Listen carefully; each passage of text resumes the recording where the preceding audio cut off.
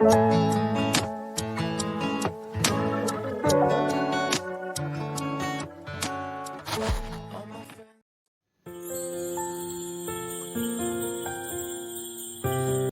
Everyone and welcome back. So बहुत दिनों बाद हम किसी यात्रा पर निकल रहे हैं और आज का व्लॉग उसी के बारे में है। मेरी पैकिंग हो गई थी, मतलब मेरी और दर्श की पैकिंग मैंने कर ली थी और मिस्टर हस्बैंड ऑफिस से आने के बाद अपनी पैकिंग किए और रात में 11:30 बजे की हमारी ट्रेन थी। सो हम निकल पड़े हैं अपने गंतव्य की ओर।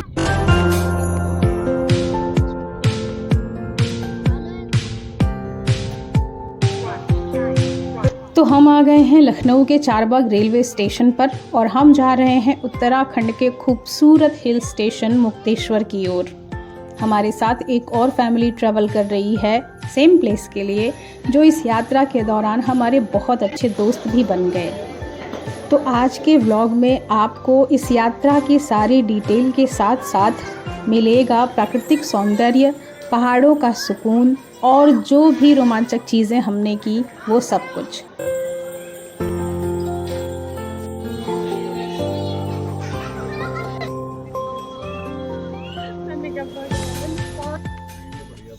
लखनऊ से मुक्तेश्वर करीब 400 किलोमीटर की दूरी पर है और 8 से 10 घंटे में हम अपना सफ़र पूरा करते हैं, जिसमें हम सुबह 8:30 पे काठगोदाम स्टेशन पहुंच गए थे। देन बाकी 45 से 50 किलोमीटर हमें बाई कार ट्रैवल करना था। हमने अपना सफ़र काठगोदाम से मुक्तेश्वर की तरफ शुरू किया, पर 10 से 15 किलोमीटर चलने के बाद हम इस होटल पे रुके, रेस्टोरेंट पे, जहाँ पे हमने नाश्ता किया। नाश्ते में आलू के पराठे, बच्चों ने मैगी खाई, चाय और बन। और यहाँ से भी नज़ारा देखने में बहुत ही खूबसूरत था। लेकिन इसके साथ साथ मैं आपको बता दूँ, काठगोदाम से मुक्तेश्वर का रास्ता बहुत घुमावदार और ऊंचाइयों वाला है। इसलिए अगर आपको मोशन सिकनेस है या कुछ ऐसी प्रॉब्लम है तो प्लीज़ आप हैवी खाना अवॉइड करें।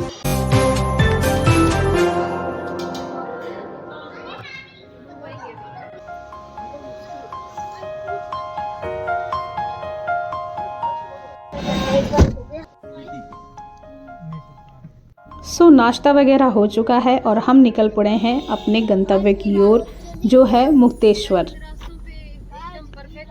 जैसे जैसे हम उत्तराखंड की ओर बढ़ रहे थे वैसे वैसे मौसम सुहाना होता जा रहा था। चारों तरफ हरियाली और पहाड़ों का नज़ारा सारी थकान मिटा देता है। ये है भीमताल, जो काठगोदाम से मुक्तेश्वर के रास्ते में पड़ा है।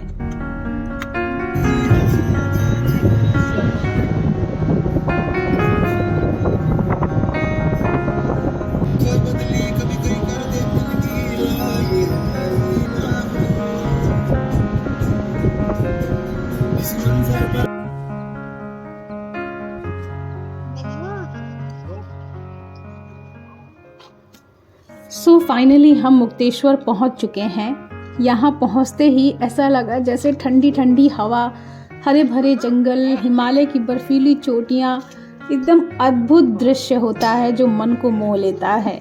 ये जगह शांत वातावरण और प्राकृतिक सुंदरता के लिए जानी जाती है। यहाँ का मौसम साल भर सुहाना रहता है। वैसे तो हम ठंडी के मौसम में आए हैं। यहाँ आने का हमारा एक दूसरा उद्देश्य भी है और वो है एक दोस्त की वेडिंग। इस होटल में ही उस दोस्त की वेडिंग है जहाँ पे हम ठहरे हुए हैं और ये सारी प्रिपरेशंस उन्हीं की तरफ से है।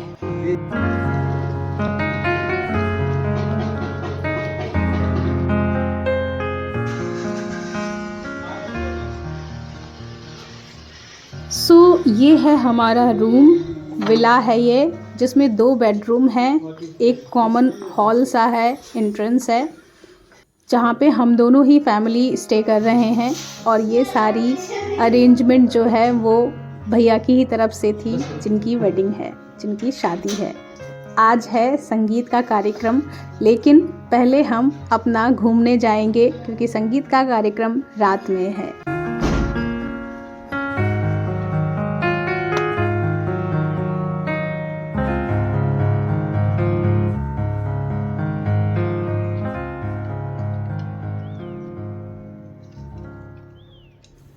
वैसे तो ऑलरेडी हम ब्रेकफास्ट करके निकले थे, लेकिन बच्चों को थोड़ी सी भूख लग गई थी यहाँ पहुँचते पहुँचते, तो हमने सैंडविच और कॉफ़ी मंगवाई। जो हम लोगों ने कॉफ़ी लिया और बच्चों ने सैंडविच एंजॉय किया। हमने भी एक एक सैंडविच खाई। थोड़ा सा खूबसूरत नज़ारा देखने के बाद हम निकल पड़े लंच करने के लिए, जो लंच की अरेंजमेंट थी होटल में वहाँ पे। पर लंच करने से पहले हम पहुँचे वहाँ पे जहाँ मेहंदी का इवेंट हो रहा था, हमें वहाँ भी शामिल होना था। तो बस वहाँ पे शामिल होने के बाद हमने लंच किया और फिर निकल गए अपने घूमने के लिए। और कहाँ जाएंगे वो आप आगे देखिए।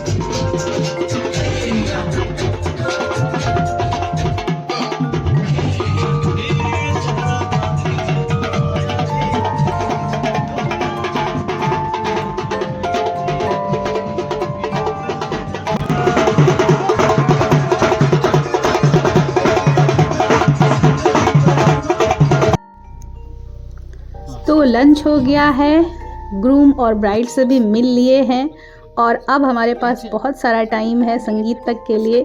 तो पहले हम घूम के आते हैं मुक्तेश्वर महादेव मंदिर, और पास में ही है चौली की जाली, वहाँ पे भी। शाम तक तुम्हें पूरी उम्मीद देंगे हम, चिंता ना करो। अभी बात करके बता। आएगा ऐसा रहे हैं चौकी की जाली वहाँ पे जाली तोड़ने।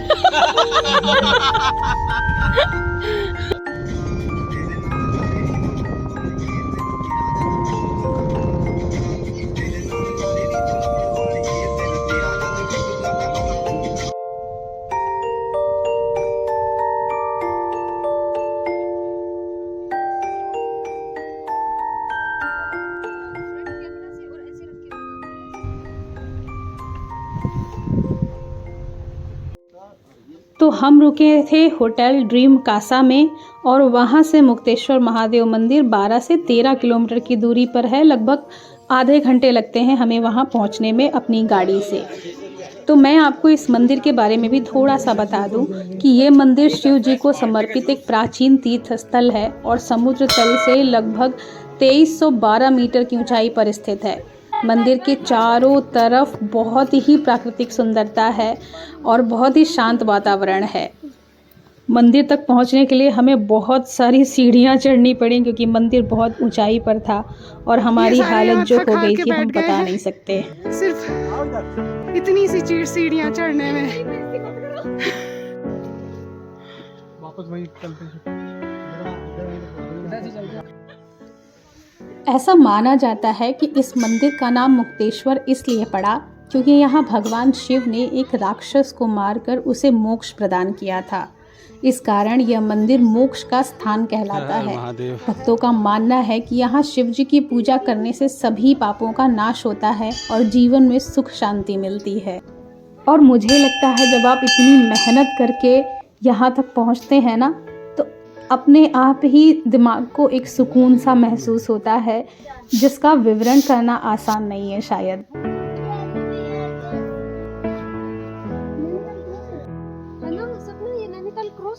यस।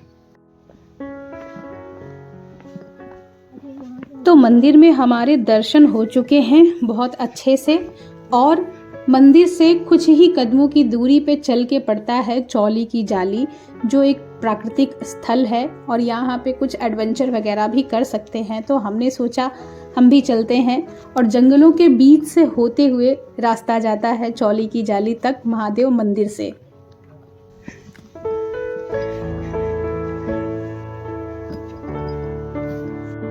यार फिसल जाओगे, फिसलने का।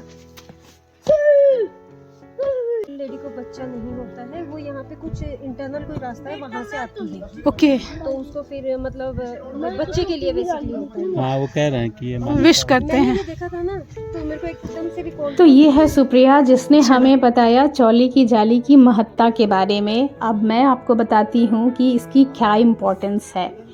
तो ऐसा माना जाता है कि इस स्थान पर देवी देवताओं और असुरों के बीच में युद्ध हुआ था। यहाँ की जाली जो मतलब प्राकृतिक चट्टान से बनी है ये वाली एक संरचना, जो एक होल सा दिख रहा है। ये ऐसा मानते हैं कि युद्ध के दौरान भगवान शिव और माता पार्वती की शक्ति का प्रतीक है ये। ऐसा भी कहा जाता है कि यहाँ से होकर जाने वाले भक्तों को मोक्ष की प्राप्ति होती है, इसलिए इस जगह की इतनी इम्पोर्टेंस है। और सेम ऊंचाई पे ये भी है जितने पे महादेव मंदिर है। हमें वहां जाना है।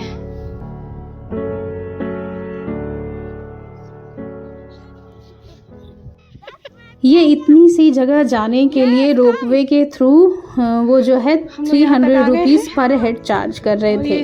भैया तो गए, बट हमने सोचा हम इसको ट्रैक करके चलते हैं, थोड़ा सा एडवेंचर भी हो जाएगा और मज़ा भी आएगी। और यहाँ पहुँचकर सनसेट का नज़ारा ही बहुत अद्भुत था। थोड़ी सी मेहनत लगी, थोड़ा सा थके भी, लेकिन एट लास्ट बहुत ही अच्छी फीलिंग आई। वाह सुप्रिया, तुमने कर दिखाया।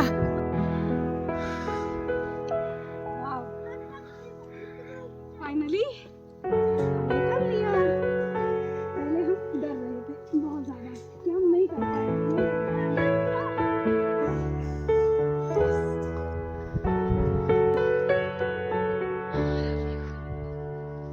जिसके लिए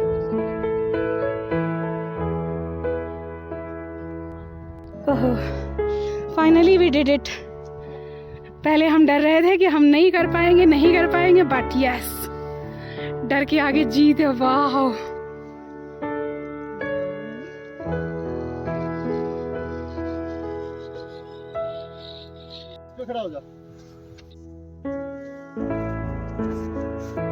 अब हम लोग वापस जा रहे हैं। ये होटल जाएंगे। हम भी आ रहे हैं। नहीं बता, आसान है इस साइड में। आइए बाबू। तो हम ऊपर आ गए हैं और अब जाना है हमें होटल। गाड़ी तक भी पैदल जाना है, बस थोड़ी सी सांस ले रहे हैं। बच्चों की तो एनर्जी ही नहीं खत्म हो रही है। हमारी हालत देखकर आप इस ऊंचाई का अंदाजा लगा सकते हैं। Did you guys enjoy? Okay, come. तो चौली की जाली के साथ ही हमारा आज का एडवेंचर ख़त्म हुआ और एक दिन पूरा हुआ। बस उसके बाद हम होटल आ गए और संगीत के लिए रेडी हुए, फिर पहुंच गए वहां जहां संगीत का कार्यक्रम होना था। आप भी संगीत की कुछ झलकियों का आनंद लीजिए। और इसके साथ ही मैं आज के वीडियो से विदा ले रही हूं। मिलूंगी नेक्स्ट वीडियो के साथ, जो होगा डे 2 का मुक्तेश्वर ट्रिप। जो भी जगहें हम गए और जो भी हमने किया, वो सब कुछ उन सब के बारे में मिलती हूँ नेक्स्ट वीडियो में। Till then, take care, stay safe and enjoy.